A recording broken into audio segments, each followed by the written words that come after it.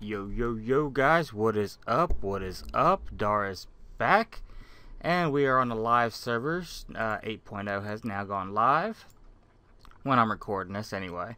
And got me a few games here. I thought we'd do some videos. Some of y'all might remember I was having trouble with fraps on the PTR. Well, apparently the problem is in the 8.0 patch altogether that fraps is not wanting to work with, and I haven't gotten it quite figured out yet, but I can't get fraps to record any of the 8.0 stuff at all. You know, I downloaded the patch, it won't record live now.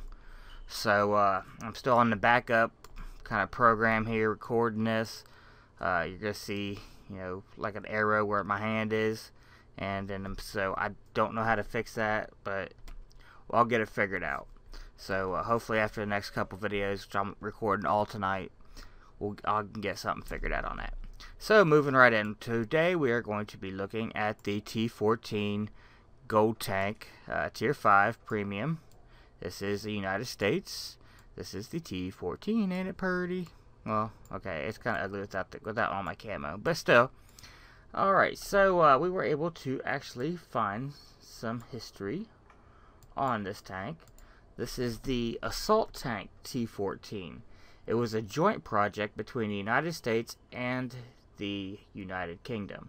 The T14 tank was supposed to be the design, or was supposed to be a design that was to be shared between both countries and given an infantry tank for both countries. The pilot model was not produced by 1944, by which time the British Churchill tank had already been in service for 2 years, and greatly improved over the initial model. The T14 project never came to fruition. The U.S. efforts working on a similar well-armored tank, but with a higher speed for use other than infantry support, led to the T20 medium tank. In 1941, the head of the United States Ordnance Department traveled to Britain to learn of their experience, ideas, and requirements for the future. Among the discussion was the possibility of designing a well-armed and well-armored combat vehicle, one that was stronger than the British Churchill infantry tank, than in production. Okay, than the Churchill they had in production at that time.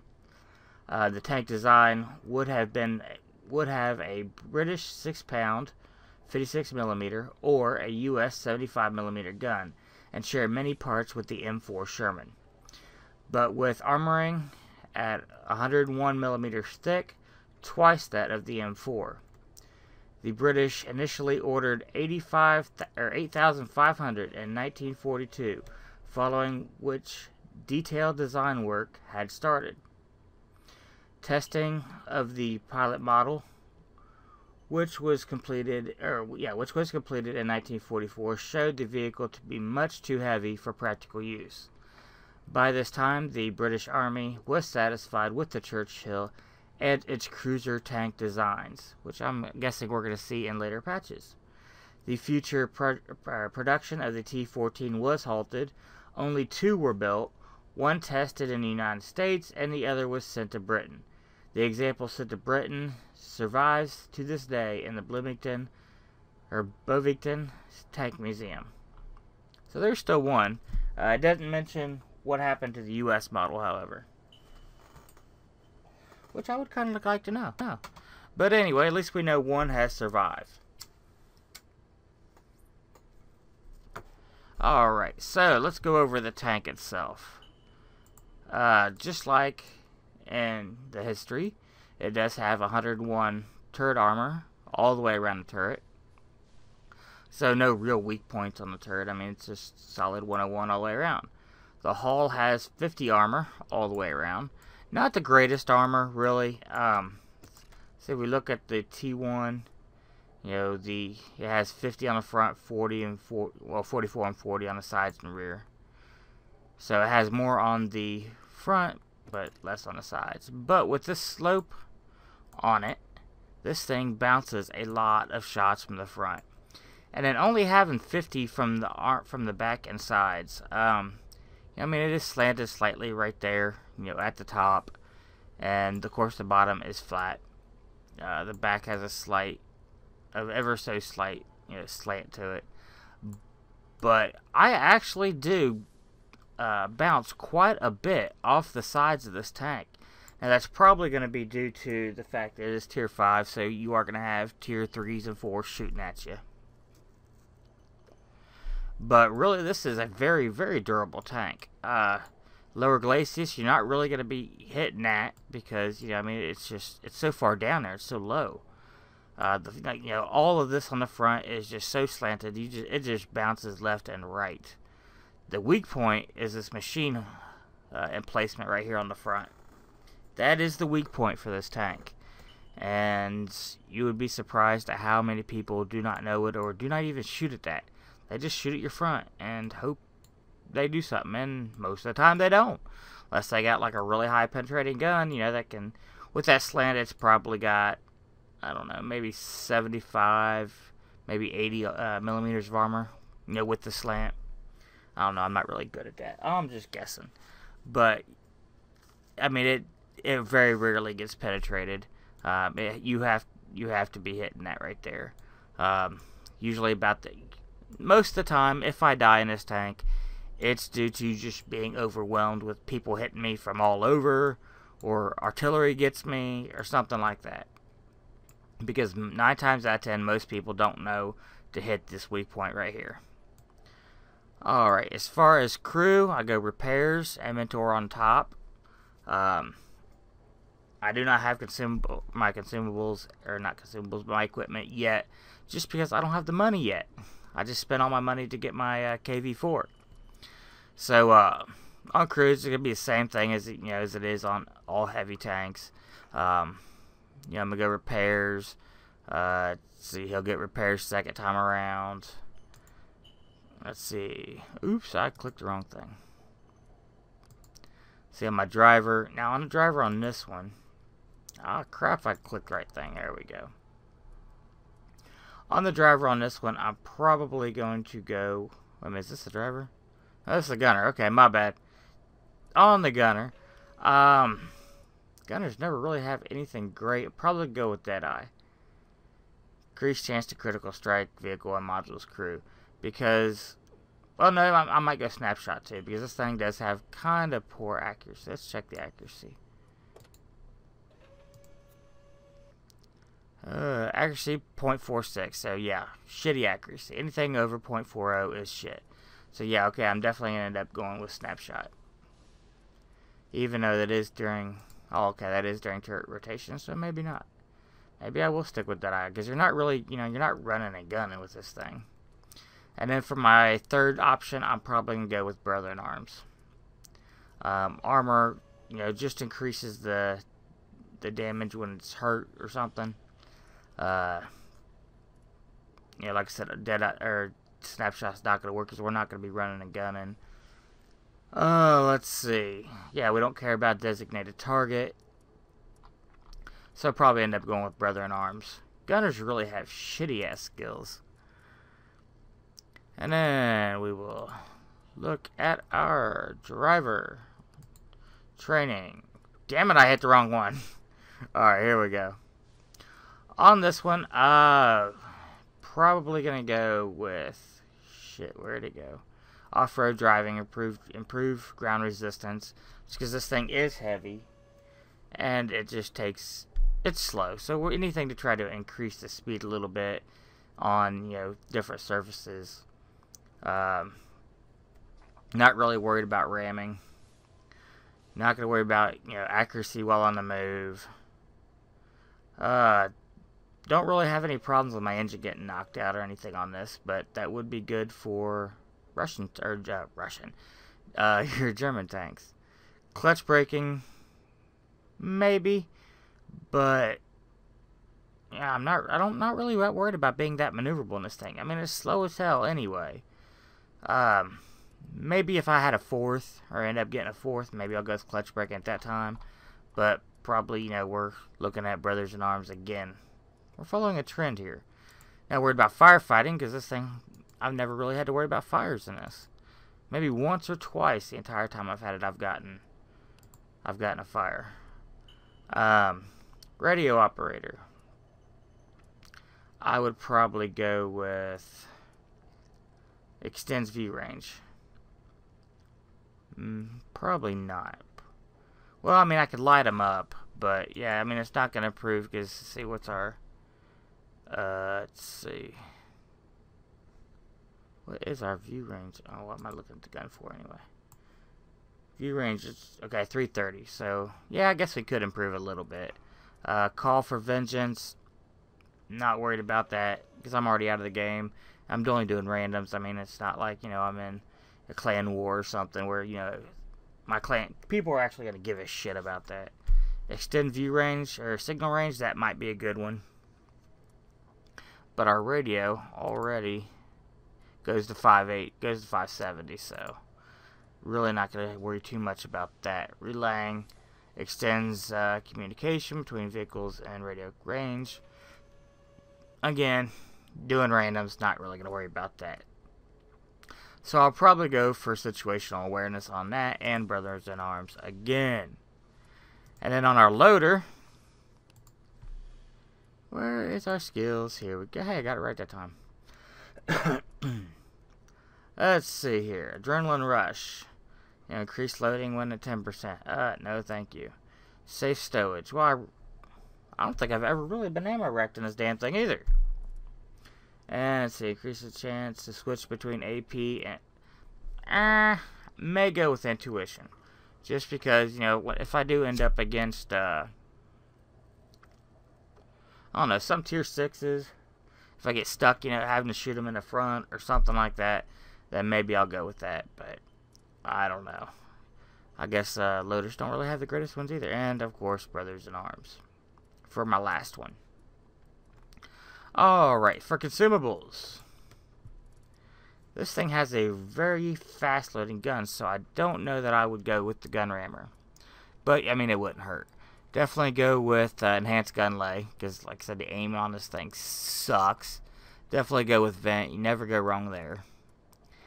Maybe a toolbox. Not really worried about a spanner on this one. I mean, you're mainly fighting inexperienced people anyway, so they don't know to, you know, switch over at all. Yeah, I guess go with gun rammer. I mean, really, there's nothing else that I would see that I would really go with. You know, enhanced gun lay drive, improved ventilation, and let's see, what is the reload? Rate of fire 15 point. So yeah, I think it's got like a, it might have like a 5-6 second reload. I don't really remember. But yeah, so yeah, it's not gonna hurt. Alright, so with that, guys, I said we've gone over pretty much everything. This tank, it really is pretty good. I like the Churchill as well. But I've just always really liked the T14. I don't know why. It does have a lot of troubles with penetration sometimes. See, average penetration 92. So yeah, it does have trouble with penetration from, you know, when you're up against like tier 6s, tier 7s.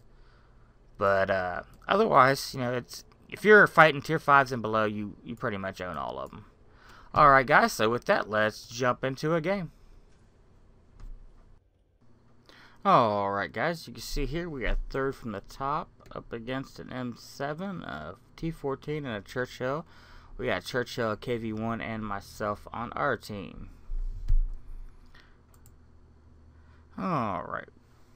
Kind of take control here so we can kind of see what's going on. Let's see if we can speed this timer up a little bit. Come on. Move out. Alright, and apparently this time I did not sit and wait and find out where people were going, which I typically do. I'm headed straight down to assault the hill, the bottom of the hill. It's like, yeah, they got a lot of people going north. And what do we got coming south? We got a T49, M3 Lee, M2 medium, and a Hetzer. And if I remember right, I don't think they all come with us.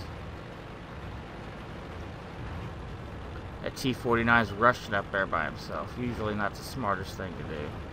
I know it's a tier 5 game, but... see if... oh, no shot. And a wild shot. But did you see this thing? I said 72. Started this game with 72 rounds. So yeah, I'm not really worried about running out of ammo. Ooh, T49. Penetration. See ya. And our T49 ended up getting a kill on that one. And you see there, aiming for that gun port. Of course he moved and I didn't hit it, but... looks like that one. and 7 giving me his side. Nice. T34.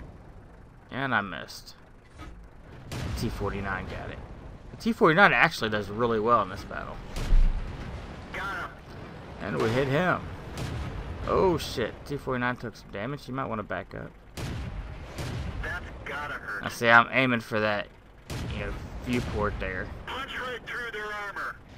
Or that wet gun emplacement. See, and he's just constantly taking all kinds of hits.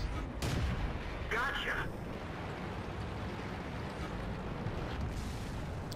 M7. Just dinged him. Getting he tries. What can I say? He put up a valiant effort. I'm up to 2 kills. That T14 there, he's got 1 so far. But between the two of us, man, we just walked over this flank. Bam! And a bounce, and he's out of here. 3 kills. I mean, we just walked over these guys. Now they had us way outgunned. With that A20, looks like he's trying to sneak up on me. They had us way outgunned, but yeah, the 2 of us were able to just to kick the shit out of them. And bam, went that T14. He almost knocked out the Bison. And I finished him off. And T20 think he gotta be shooting me in the ass. He's not the threat. It's that T26. Ooh, ammo racked him.